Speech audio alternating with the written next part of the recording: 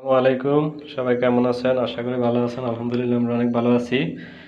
আজকে আসছি যে এখানে একটা নতুন বাথরুম হইছে। বাথরুমটা এখনো চালু হয় নাই। তো এই যে দেখতেছেন কমের ঢালাই হইছে। এটা হচ্ছে হাই কমের লাইন। এই যে পানির লাইনটা, এই যে পানির লাইনটা যেখানে টাপটা বসানো ছিল, এখানে পানির টাপ দিয়ে পানি এক ফোঁটা পানিও বাইর হইতো না। সব পানি আটকে গেছে। কি কারণে আটকে গেছে? আসলে এটা তো টাবের ব্যাপার। টাবের ভিতরে অনেক জমা ছিল, যার কারণে আমরা টাপটা অনেক লং ছিল, যার কারণে আমরা হাত ঢুকাইয়া কোনো কিছু লাগ পাই নাই।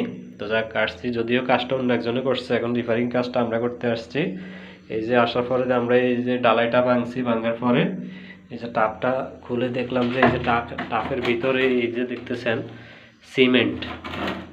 এই যে সিমেন্টের টাপের ভিতরটা পুরোটা ডালাই, এই যে সিমেন্ট ঢুকে পুরোটা টাপ এই যে ডালাই হয়ে গেছে। এই যে টাপের মুখে যে ব্যান্ডটা থাকে, এই যে ব্যান্ডটার ভিতরে পুরোটা সিমেন্ট দেখতেছেন। সিমেন্ট দিয়ে পুরো মুখটা ব্লক হয়ে গেছে, যার কারণে আসলে এক ফোঁটা পানিও এখান দিয়ে যাইতো না। সব পানি আটকে গেছে। এই যে দেখতেছেন রড দিয়ে গুতায় ওনারা ক্লিয়ার করতেছে।